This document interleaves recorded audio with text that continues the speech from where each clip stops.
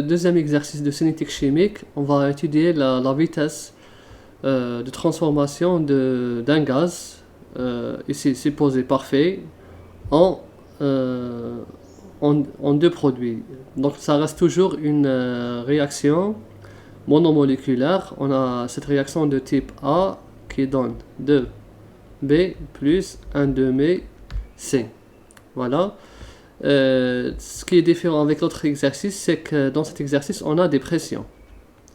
On nous donne une pression au lieu de la concentration. On peut exprimer toujours en fonction de la concentration, mais on va travailler en fonction de la pression. Donc ici, c'est un gaz qui se décompose et on nous demande toujours de déterminer l'ordre de la réaction et la constante de vitesse. En utilisant ces données expérimentales, sauf que là, on nous a donné la pression totale, que je vais donner le symbole PT, comme ça, pression totale. En cinétique chimique, on a dit que on s'intéresse à la dégradation du réactif. Ça, la vitesse de la réaction est écrite de cette façon, moins 1 sur nu, le coefficient stoichiométrique, dA sur dt. Je ne peux pas appliquer ça parce que j'ai la pression totale, c'est pas possible. Donc je ne peux pas raisonner par rapport à la pression, parce que là on a un cylindre, on a un gaz, un deuxième gaz et un troisième gaz. On a trois gaz ici. On a le pentaoxyde, le dioxyde d'azote et l'oxygène. Donc on a ces trois types de gaz. Et bien sûr, la pression totale, c'est quoi? C'est la somme des pressions partielles de P1 plus P2 plus P3. Donc, c'est pas évident de travailler comme ça. Le plus important, c'est quoi? C'est que la pression du 1,2 au 5, elle diminue. Et bien sûr, la pression de 1 au 2, elle augmente. C'est ce qu'il faut savoir. Maintenant, si vous tracez la pression totale, vous aurez une courbe ou bien une droite qui est vraiment ascendante, croissante, et c'est faux. Parce qu'en cinétique, on s'intéresse, c'est-à-dire la cinétique, c'est quoi? C'est la vitesse avec laquelle un réactif est consommé.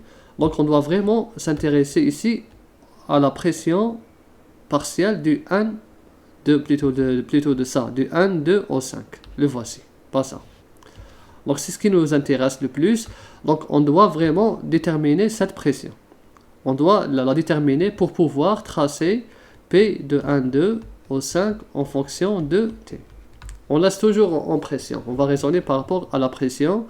On peut raisonner par rapport à la pression parce que la pression, il ne faut pas oublier qu'elle est proportionnelle pour un gaz parfait à la concentration.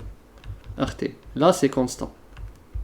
Donc je peux écrire P égale AC RT. Que je raisonne par rapport à la pression et à la concentration, c'est la même chose. Dans les gaz, c'est la pression, et dans les solutions, ici, c'est pour les gaz, et ici, c'est dans les solutions. Dans les liquides, je veux dire.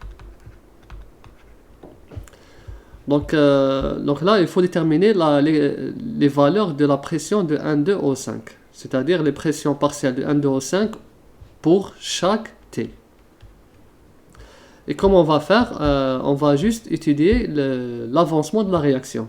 C'est classique en chimie. Donc je vais réécrire la réaction, mais cette fois-ci je vais écrire avec A de préférence.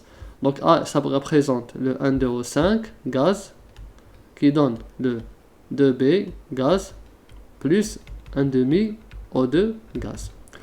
Donc ici à T0, j'ai le nombre de moles initial, que je vais écrire 0, et là c'est 0, c'est 0. Ensuite, après un certain T, à un T donné, j'aurai moins X ici qui ont réagi.